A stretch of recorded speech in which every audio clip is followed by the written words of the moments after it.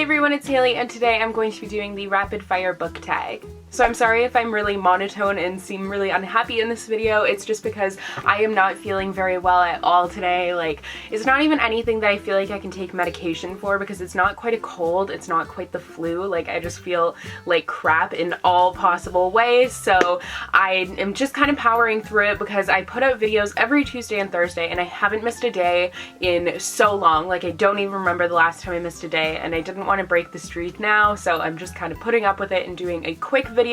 So this tag is absolutely perfect for that, and I forget who the creator of this tag is actually. Girl Reading is the one who created this tag, and this tag is actually fairly old. I know quite a few people were doing it, like, when was it? Like 3 months ago? June. This is from June, but I'm doing it now because I need something quick, and we're just gonna get into it because I have an essay to write that's due tomorrow that I haven't started yet, so it's a great day. Ebook or physical book? I am 100% for physical books. I just like having something tangible in my hands, and I just find it so satisfying to see like how far I'm getting and seeing like I've read this much, or it's kind of motivating if I haven't, if I've only read a tiny bit of it. I just feel like I get such a sense of accomplishment when I can like physically close a book and reshelve it, and it's kind of like a trophy on my bookshelf, which is basically a trophy case, I feel like, for all the books that I've finished. But I do really like ebooks for when I'm traveling. I will get a bunch of ebooks for that just because I don't want to be carrying around a book. It's probably going to get damaged, so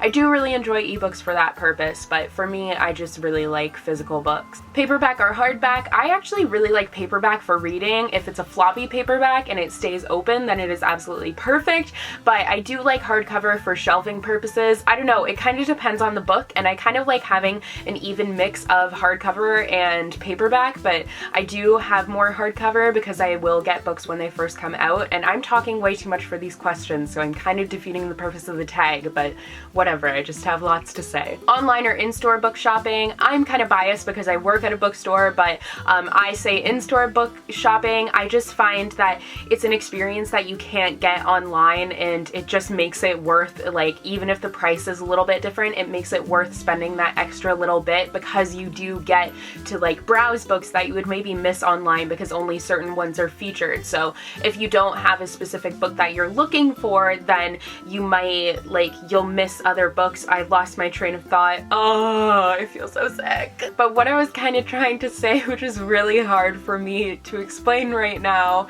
because like I just can't make sense of it, but like you see books in bookstores that you wouldn't necessarily have featured on the website. So you learn about more books that you may not have heard about if you hadn't gone to the bookstore. I really hope that made sense. I feel like crap right now. I might vomit. It's excellent. Trilogies or series? It really depends. Trilogies I find get a little bit tedious because there's so many of them and they kind of tend to follow the same conventions, and there's that like middle book syndrome. But series, sometimes I get really tired of the story and I find that it will, like, the characters won't be consistent throughout the series and I just kind of get bored with it. But I would say, I don't know, they're kind of tied. I can't really pick one for that one. Heroes or villains? I love me a good villain because you can have like someone like Umbridge who you absolutely hate, like I loathe her, but like she's such a good villain because she does such a good job of being a villain. Like, she's just a really well-crafted villain. So I really like a really well-developed villain, but I do also really like heroes. I just find that sometimes heroes can fall into certain tropes and I get a little bit tired of that, so I do really like villains. A book that you want everyone to read? There's two for this one, and I'm sure you guys know what it is if you're familiar with my channel, and if you don't know the answer to this, then hello, welcome. But it is Alice's Adventures in Wonderland by Lewis Carroll and The Book Thief by Marcus Zuzak. Those are just two books that I feel like even if you read them and you don't like them, you won't regret having read them because you just feel fulfilled after finishing them. The last book that I finished, oh my god, I don't even know.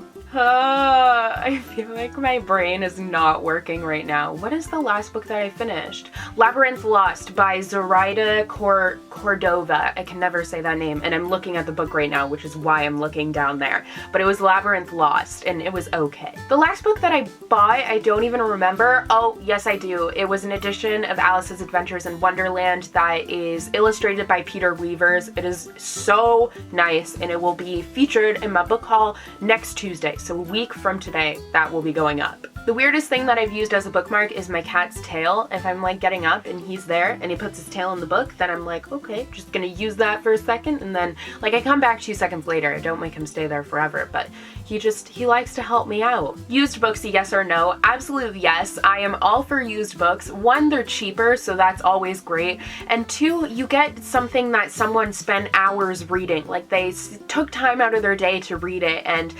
maybe like I like to think that they really loved it and now they're just passing it on for someone else to enjoy. And especially if there's like an inscription in the front of it, I just love that. I'm always on the hunt for used copies of Alice in Wonderland because I just love it so much, and I just love the fact that other people are reading this story and loving it as well and wanting to pass on how much they loved it. My top 3 favorite genres, I would say contemporary, historical fiction, and fantasy, I think.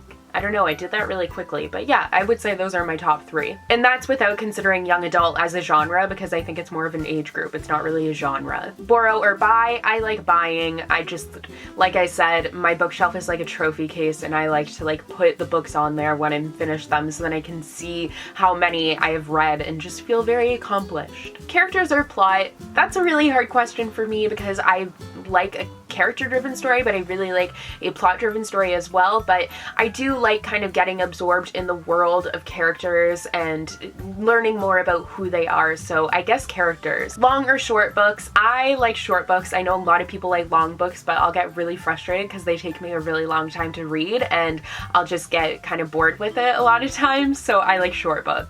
And long or short chapters, it depends on the book, but I kind of like I read Salt to the Sea by Risa Petties recently, and that has really short chapters, and I really enjoyed the short chapters, so I think shorter chapters. Name the first 3 books that you think of. I'm thinking of all the ones that I mentioned in this video and the ones that I just mentioned, but I'll just pick random 3 off of my shelf because it's in front of me. Layer of Dreams by Libba Bray, Eleanor and Park by Rainbow Rowell, and 6 of Crows by Leigh Bardugo. Books that make you laugh or cry. I want a book that makes me laugh because I don't really like crying, so I like a good book that makes me laugh, like My Lady Jane by the Lady Janies. Our world or fictional worlds, it really depends. Sometimes I'll really be in the mood to read something that takes place in our world, but a lot of times I'm looking for kind of like an escape from all the things that I have to do, so I really like fictional worlds. And I do think it's really interesting to learn about a different world and kind of escape into it, so I would say fictional worlds. Audiobooks, yes or no? You guys know I love audiobooks. I just think they're the best, and I just like being able to do other things while I'm still reading a book. So like I love coloring and coloring books while I'm listening to a book. It's like the best. It's pure bliss and it's so relaxing. So I do really love audiobooks, but sometimes the narrators aren't very good and they kind of ruin it, but when it's a really great narrator, I love audiobooks. Do you ever judge a book by its cover? Absolutely. I am not gonna lie about that. I mean, 98% of my interest in a book comes from the cover. A lot of people I know, it comes from the title, but I'm not like that. I read the title if the cover has intrigued me. So my intrigue comes from the cover. Like there's The Female of the Species by Mindy McGinnis. I was intrigued by that because there's animals on the cover. Like if it's an author that I don't know them before, then it's definitely the cover. Like Labyrinth Lost, the book that I was talking about that I just read, that one has a really nice cover, and that's kind of what intrigued me for it. So I'm 100% a person who judges a book by its cover, and I don't think it's really a bad thing. I mean, it's just kind of natural. Book to movie or book to TV adaptations. I like TV shows more than I like movies, and I'm not really a huge fan of either of them. But I guess TV just because I prefer it, but then again, like there's some that haven't been done that well. There's Outlander and Game of Thrones, which were done well, but I haven't read the books for either of them, and I don't really like the TV shows either. I haven't watched Outlander yet though, but I'll get to that eventually. But Shadowhunters isn't that well done, so I don't know. I feel like something like Throne of Glass could be really good in TV rather than in movies, because movies you don't get as much time to like develop the characters and everything. So I guess TV. I don't really know. I'm like losing my train of thought so much in this video. I probably am making no sense and just babbling. I am so sorry. A movie or TV show you preferred to its book. The movie for this one is It's Kind of a Funny Story. It's the book by Ned Vizzini, and I saw the movie before I read the book, so I was really put off when I read the book, and it was so different from the movie, so I would definitely say that I prefer the movie to the book. And finally, series or standalones, and that really depends on my mood. Sometimes I just want a one and done thing, or sometimes I really want to get to know these characters and get immersed in a world, and in that case I want a series, so it really depends. So that was the rapid fire book tag. I did not do it rapid fire. I really spent time on them, but I also kept on losing my train of thought and just sounding like a crazy person, so I'm sorry that this video is not exactly quality content, but I'm doing my best here. I literally feel like I'm losing my mind. So yeah, I'm going to go and write an essay and then hopefully have time to nap. So I hope you enjoyed this video. I don't know what I'm doing with my body right now, but I'll see you guys in the next one. Bye!